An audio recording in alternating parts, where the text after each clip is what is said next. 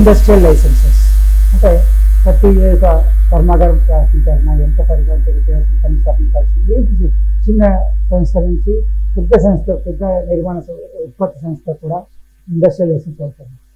ఇంతకుముందు ప్రతి భారతదేశంలో ఇచ్చే ప్రతి లైసెన్స్ కూడా 3 సంవత్సరాలు వ్యాలిడిటీ ఉండేది.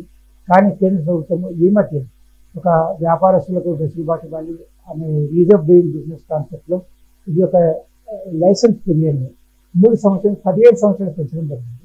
అంటే ఒక గవర్నమెంట్ ఏదైతే ఈ licence issued under industry development and regulation act ఏదైతే కొత్త ఇచ్చే లైసెన్స్ ఉంటాయో అవన్నీ కూడా 3 సంవత్సరాలు కాకుండా 15 సంవత్సరాల కాల పరిమితితో లైసెన్స్ ఇవ్వడం జరుగుతుంది.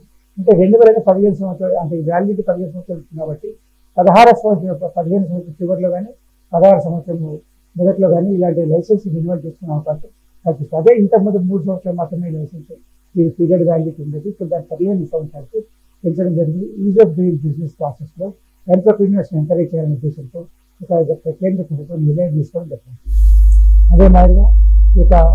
అదే మాదిరి కొత్త లైసెన్స్తో పాటు ఇప్పుడున్న ప్రస్తుత లైసెన్స్ కూడా చాలా వరకు 3 సంవత్సరాల వాటిని 15 సంవత్సరాలు పెంచడం ఆటోమేటిక్గా రెన్యువల్ చేయడం అనేది మనము ఒక కేంద్ర ప్రభుత్వ నిర్ణయంలో భాగము.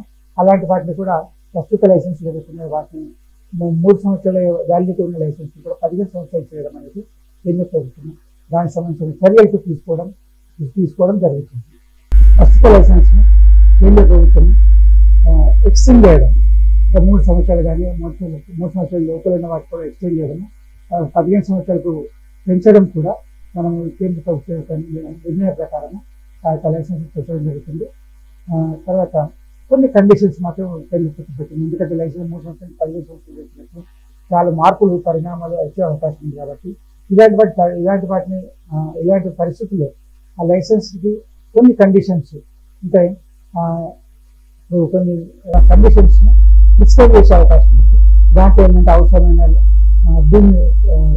భూమి సమీకరించుకోవడం, పెట్టుబడి సమీకరించుకోవడం, తర్వాత ఆ లీజ్ పీరియడ్ మినిమం 30 సంవత్సరాలు భూమి యొక్క పీరియడ్ మినిమం 30 సంవత్సరాలు ఉండాలని చెప్పని దానిపైన అవసరమైన కన్స్ట్రక్షన్ చేయడం అనేది కూడా కంప్లీట్ అయి ఉండాలి.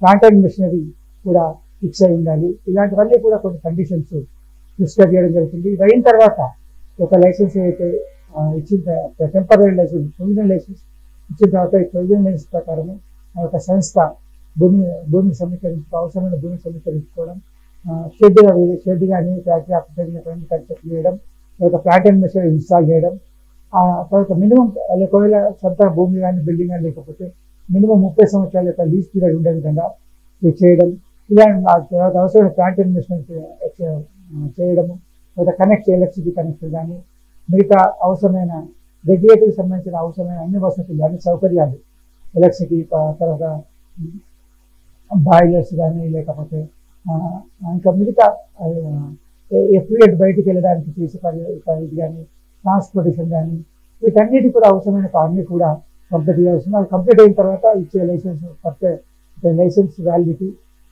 ఇవన్నీ కంప్లీట్ అయిన తర్వాత ప్రొవిజనల్ లైసెన్స్ అయిపోతుంది. రెగ్యులర్ లైసెన్స్ ఇచ్చింది ఆ రెగ్యులర్ లైసెన్స్ కానీ 3 సంవత్సరాల రెగ్యులర్ లైసెన్స్ పీరియడ్ని ప్రస్తుతం 3 సంవత్సరాలు ఇచ్చే రెగ్యులర్ లైసెన్స్ పీరియడ్ని 15 సంవత్సరాలు పెంచడం జరిగింది. ఈ విధంగా ఒక ఎంటర్‌ప్రెన్యూర్ ఒక యాజమాన్యులకు ఉత్పత్తి రంగ సంస్థ యాజమాన్యులకు ఈజ్ ఆఫ్ డూయింగ్ బిజినెస్లో స్పెషల్ బాడీ కల్పించే విధంగా లైసెన్స్ పీరియడ్ ప్రస్తుతమైన లైసెన్స్ పీరియడ్ని 3 సంవత్సరాలకు ప్రతి 3 సంవత్సరాలు రెన్యువల్ చేయాల్సిన బదులు 15 సంవత్సరాలుగా రెన్యువల్ చేసే విధంగా ఒక లైసెన్స్ పీరియడ్ని పెంచడం జరిగింది. ఇది కేంద్ర ప్రభుత్వం తీసుకున్న ఈజ్ ఆఫ్ డూయింగ్ బిజినెస్ చర్యలో భాగం.